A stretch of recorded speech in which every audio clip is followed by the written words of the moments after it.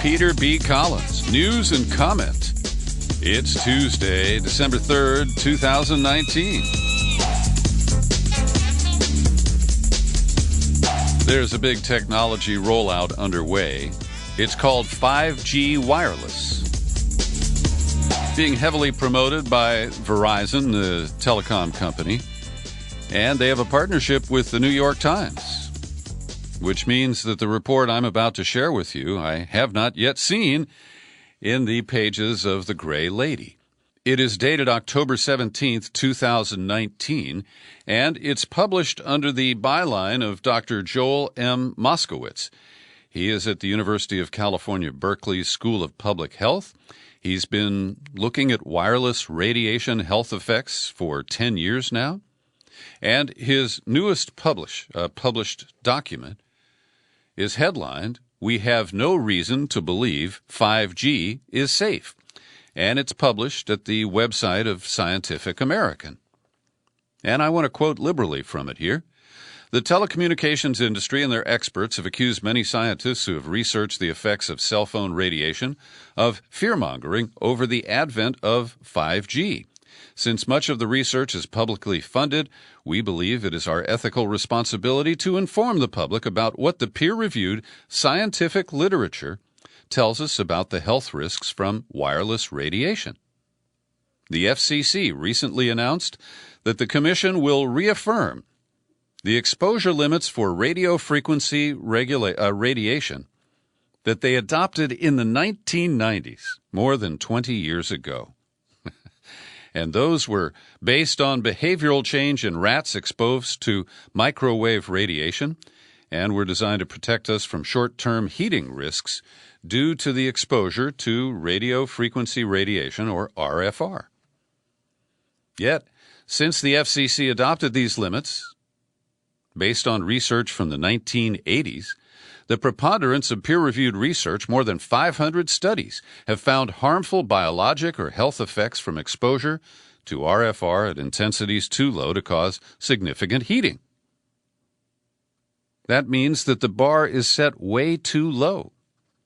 And now more than 240 scientists who have published research on these effects call for they've signed the International EMF Scientist Appeal, calling for stronger exposure limits. And what they assert is that taking into account the frequency of carrier waves, but ignoring the signaling properties of RFR, is what the FCC's standards will do. Certain characteristics of the signal, like pulsing and polarization, increase the biologic and health impacts of the exposure. And we need to explain that 5G wireless signals are different because they are not just microwaves, which is what all of the technology up to and including 4G, the currently deployed system, have been based on. But 5G employs millimeter waves for the first time in addition to microwaves. And one of the things that hasn't been tested is the compound impact of microwaves and millimeter waves. 5G also employs new technologies, active antennas capable of beamforming, I'm not even sure what that means, phased arrays, massive multiple inputs and outputs known as massive MIMO, which pose unique challenges for measuring exposures. So, short-term exposure can have adverse psychological effects in the peripheral nervous system, the immune system, the cardiovascular system, and they have concerns about long-term impact on the male testes and on the eyes. They also raise questions because we have not studied the impact on animal and plant life. And we're all going to be bathed in these millimeter waves from 5G antennas that will be placed as close as 200 meters apart. And that means that the signals will be everywhere, and the impact, as we note, has yet to be fully measured in a scientific and objective manner. So I do not wish to alarm people. I want to raise awareness that corporate America is rolling out a technology, that we cannot be sure is safe. And to compound that, the FCC suffered a setback from a federal appeals court,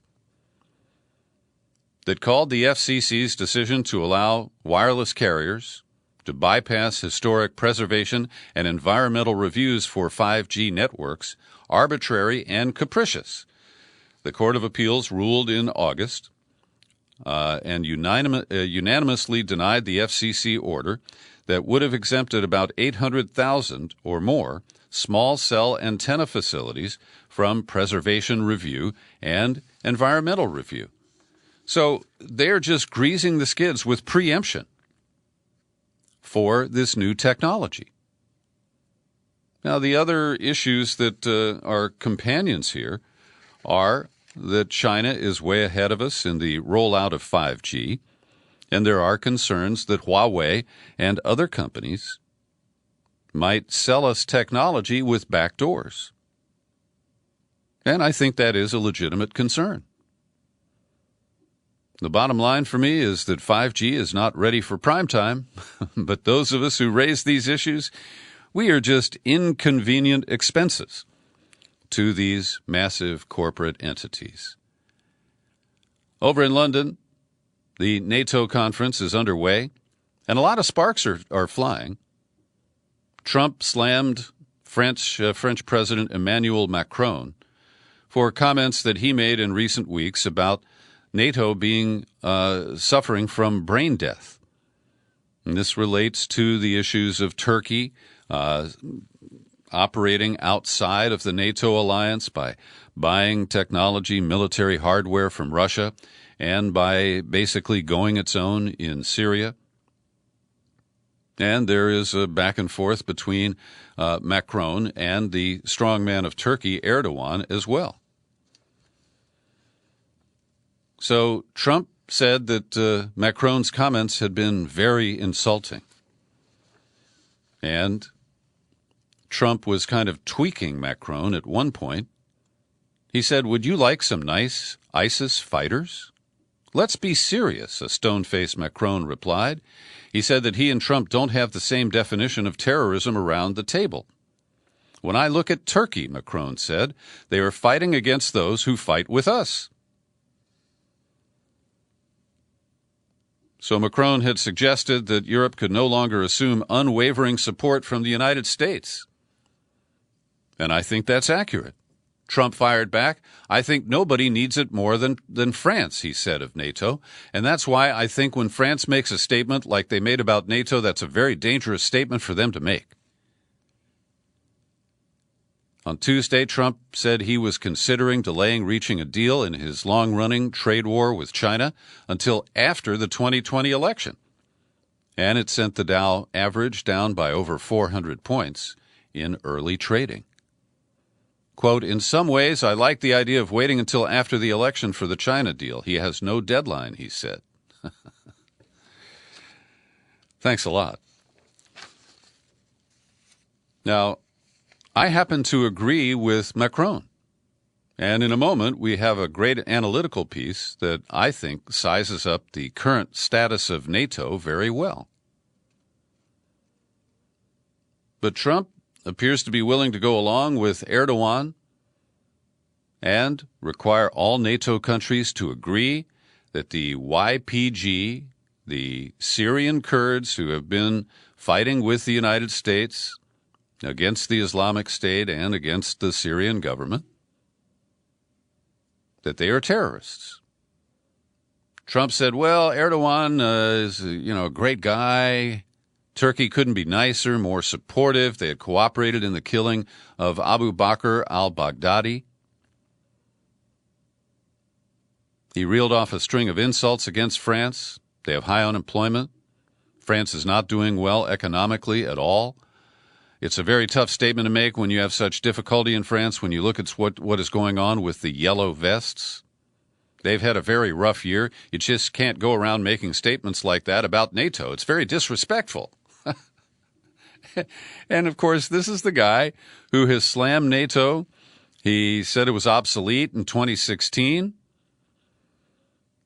But now in the mano-a-mano with Macron, he is NATO's bully defender. So hard to say how this will all turn out. In his exchange with Erdogan, Emmanuel Macron said it wasn't acceptable for Turkey to threaten to block all of the planned declarations at the NATO leaders' meeting unless the rest of NATO agreed that Kurdish Syrian forces fighting the Islamic State are terrorists. Macron also criticized Turkey for fighting alongside ISIS proxies and for trying to use a Russian defense system that is incompatible with NATO technology. Macron, I am sorry we do not have the same definition of terrorism around the table. When I look at Turkey, they're now fighting against those who fought with us shoulder to shoulder. Sometimes they work with ISIS proxies. I understand they now want to block all the declarations of this summit unless we agree their definition of terrorism. It is not our definition. Well, I agree with Macron again. He's not my favorite guy.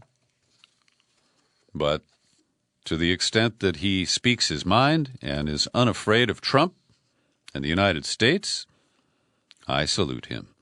Medea Benjamin is the founder of Code Pink for Peace. She was based in San Francisco for many years, and I've known her for a long time. Today at Mint Press News, she has a commentary called NATO Should Be Obsolete. And she opens by stunning us with a momentary agreement with Donald Trump for a comment he made during the 2016 campaign that NATO is obsolete. And I have made the case repeatedly that NATO doesn't have a clear mission today. It is a proxy force of the United States, and it has been expanded to the point that it doesn't have a clear mission or focus. And Benjamin quotes Hillary Clinton, responding to Trump's comment that NATO was the strongest military alliance in the history of the world. And Benjamin says Trump was right the first time. Rather than being a strong alliance with a clear purpose, this 70-year-old organization that's meeting in London is a stale military holdover from the Cold War days that should have been gracefully retired many years ago. And then she goes through the history and the current expansion and the idea of offering Brazil or other countries that have no connection to the European Atlantic Alliance to become members. And then it just kind of becomes an anti-Russia organization that fuels a new Cold War. So I think Medea Benjamin does a great job of analyzing the situation. And as she wraps up, she says, in an age where people around the world want to avoid war and focus instead on the climate chaos that threatens the future of life on Earth, NATO is an anachronism. It now accounts for about 3/4 of military spending and weapons dealing around the globe. Instead of preventing war, it promotes militarism, exacerbates global tensions, and makes war more likely. This Cold War relic shouldn't be reconfigured to maintain U.S. domination in Europe or to mobilize against Russia or China or to launch new wars in space. It should not be expanded, but disbanded. Amen, Medea Benjamin.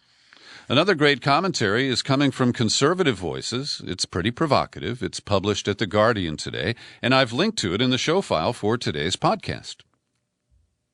And it's written by Ben Judah, who is from the ultra-conservative Hudson Institute in Washington, and a guy named David Adler, who is described as the Policy Leader Fellow at the School of Transnational Governance at the European University Institute, and I've never heard of it. But they basically describe that things have changed and that Trump is part of it, and we no longer practice foreign policy, we practice a novel form of foreign politics, a framework of international affairs, with little regard for the old saw that politics stops at the water's edge. Quote, to the horror of the Beltway establishment, Trump leaves half the State Department empty, elevates transactional horse trading above institutional protocol. Rather than relying on career diplomats and respecting old alliances, he takes to Twitter and courts useful dictators. And what they note is that we now have responses in three categories: the restorers, the restrainers, and the transformers. Restorers, like Joe Biden, view Donald Trump as the great aberration, and therefore he just wants to reset the clock and, go back to the old days. Restrainers, by contrast, reckon with the failings of the foreign policy past, and they ultimately defend the foreign policy paradigm, appealing to the more noble traditions of American diplomacy. And then they say there are the transformers, represented by Bernie Sanders and Elizabeth Warren. They recognize the profound shift in international affairs and the range of new methods that will be necessary as a result. Sanders, they say, for example, speaks of the need for an international progressive front that supports partners not just between governments but between peoples. And they bless that idea and say, well, there isn't much, policy idea or structure behind that, but it's a good idea. And then they say that politics no longer end at the water's edge, but from watching the Democratic debates, the candidates seem like the last to know. So I think they raise some very interesting points there. Every day I pause for a second to thank the people who support my work here at the Peter B. Collins Podcast with your subscriptions. And today I want to mention some fine people like Jerry in Southeast Portland, Siri in northernmost California, Michael Meadows just set up a new annual subscription. Thank you very much, Michael. And Robert Hoff. He chips in $10 a month. He's a new subscriber, too. So you can join them. Just visit peterbcollins.com. Click on the menu tab, then click on Become a Subscriber. You'll hit the sign-up page, and you can choose the level of support that's comfortable for you. I've got bonus books for new annual subscribers who cough up a mailing address in the continental U.S. And if you're allergic to PayPal, use my P.O. Box. It's number 150-660, San Rafael, California, 94915. Well, yesterday I opened the podcast by criticizing the New York Times for burying in the article about Julian Assange going to be testifying about the surveillance that was imposed on him at the embassy in London. And George Maschke writes in from, not Amsterdam, from The Hague in the Netherlands, and he makes some good points. He says, look, Peter, you assumed facts that were not stated in the article. Nowhere is it stated that Sheldon Adelson had personal knowledge of the surveillance, and nowhere in the article is it stated that Trump directed Adelson to do anything in this regard. And, George, you're correct. I made some suppositions there. But I don't think they're far-fetched. And I don't think that the contract between the Las Vegas Sands Casino Company and the UC Global surveillance company based in Spain, George correctly points out that the business started in 2015, but we know that the surveillance in the Ecuadorian embassy changed in 2017. And so I don't think it's unfair to impute, and it is an inference or an assumption on my part, and that is a fair criticism. But I note that there has been no other reporting. I've seen a few tweets from indie media people, but haven't seen any other reporting on this remarkable story, and I hope that we do see more. George, thank you for your corrective comments. I do appreciate them.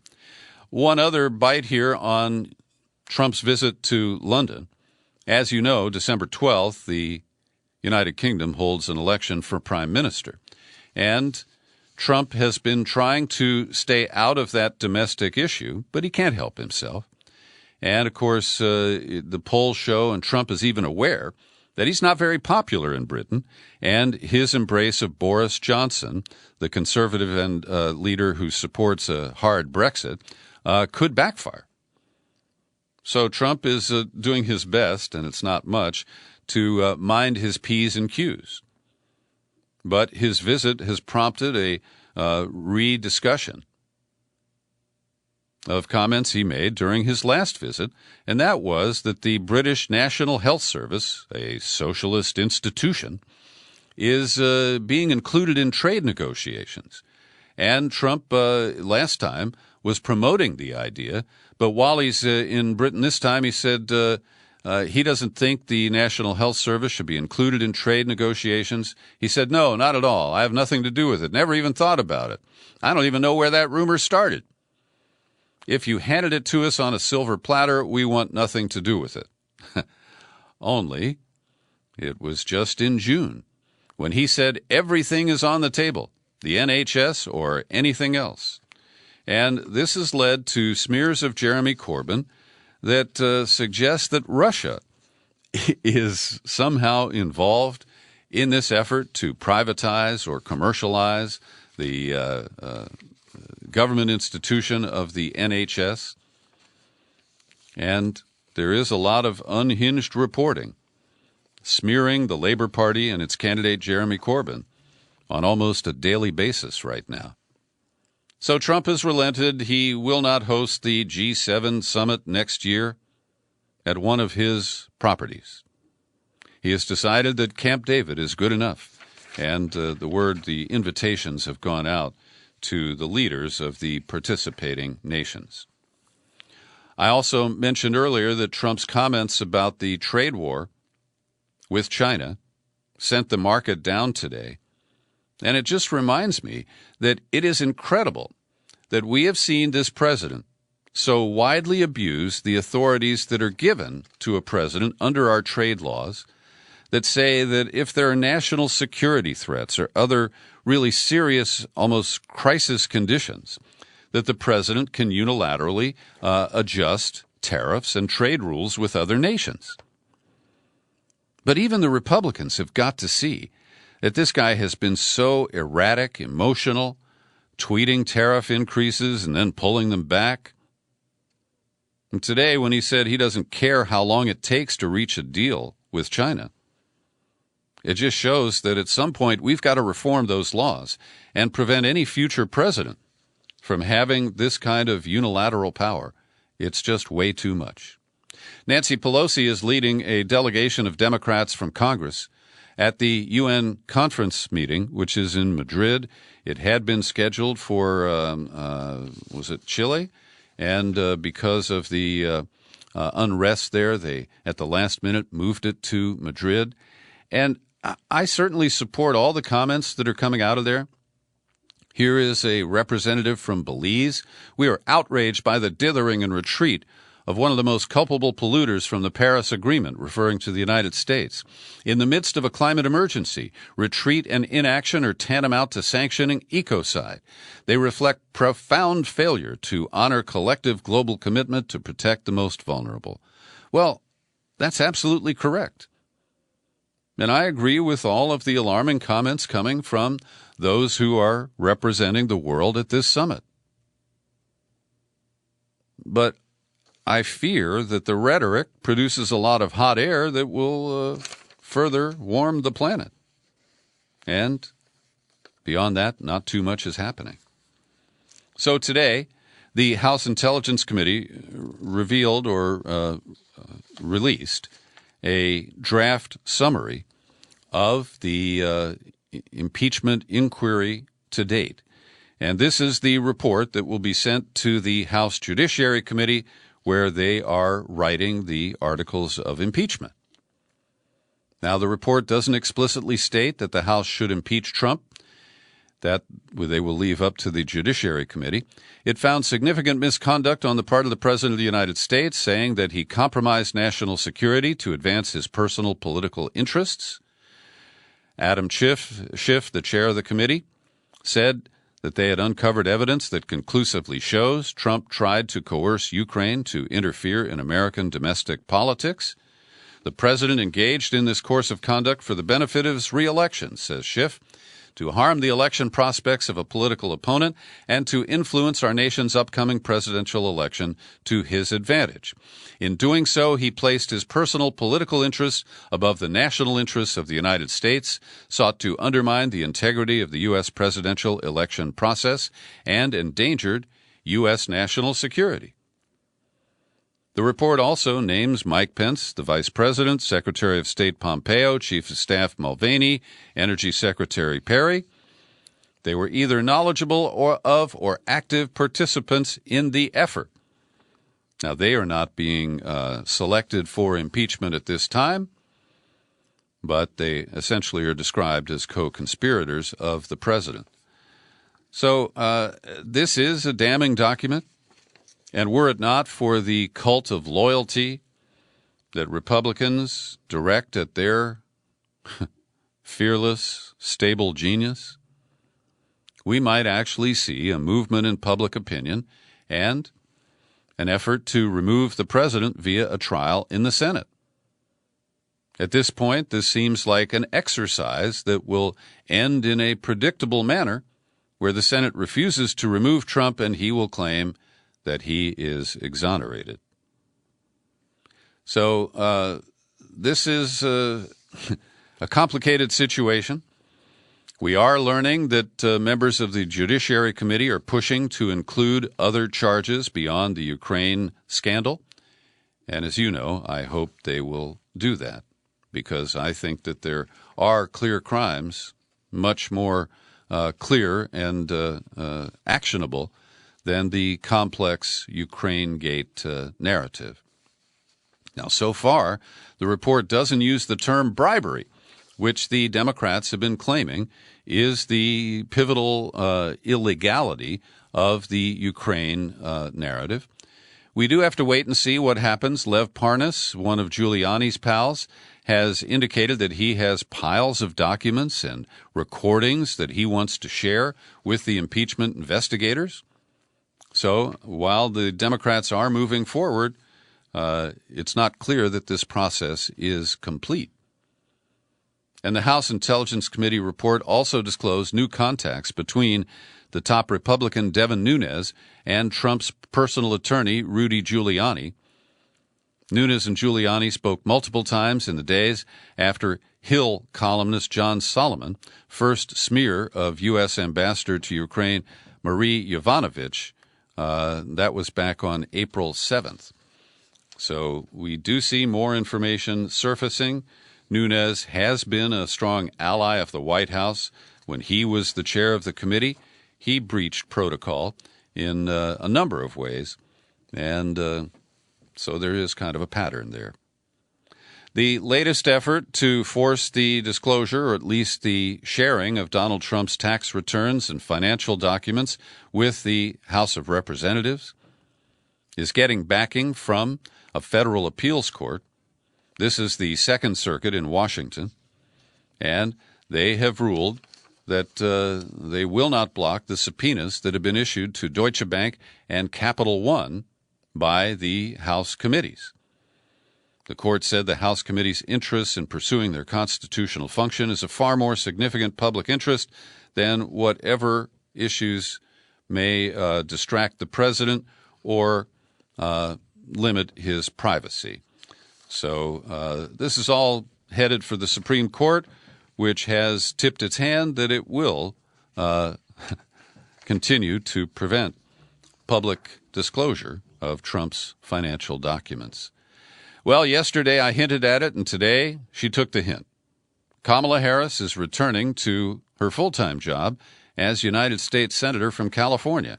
She's announced she is dropping out of the presidential race. She blamed it on not having the financial resources to continue, but I think that she tried to market herself in ways that voters detected as false. She claimed to be a progressive prosecutor, and when Tulsi Gabbard lowered the boom on her in a debate last summer, she never recovered. And Governor Gavin Newsom, who made a deal with Harris when he elected to pursue the governorship and let her pursue Barbara Boxer's Senate seat when Boxer retired, he was planning to go to Iowa this weekend to campaign for Kamala Harris. He is now relieved of that obligation. Duncan Hunter has finally said that witch hunt wasn't a witch hunt after all. He and his wife blew through $250,000 in campaign money. He blamed her, and now he says he's taking the fall, pleading guilty, and hoping that the judge won't send his wife to prison. She managed those campaign funds, and he tried to blame her in the early stages of the investigation. And now he says, well, my kids need a mom in the home. And, of course, this whole scandal revealed that Duncan Hunter was using campaign funds to wine and dine 5 different mistresses. Oh, the party of family values. A new report from the Center for Constitutional Rights exposes ALEC, the American Legislative Exchange Council, as a promoter of racism and white supremacy. And the ALEC conference is coming up this week at a fancy hotel in Scottsdale, Arizona. Protesters are already on site. But the CCR report says ALEC is a highly effective incubator and platform for spreading a broad swath of corporate and conservative policies, including racist and white supremacist concepts. I want to recommend over at The Intercept a 4-part package published today. Liliana Segura is the lead author, along with Jordan Smith, of 4 different articles about abolishing the death penalty. And I haven't had time to read all of them, but I do support abolition, and I think that this is a useful package. We have seen that in California, the progressives who ran 2 unsuccessful initiatives to end the death penalty are taking a breather because Governor Newsom has imposed a moratorium, and they are not going to go back to the ballot as soon as 2020, maybe in 2022.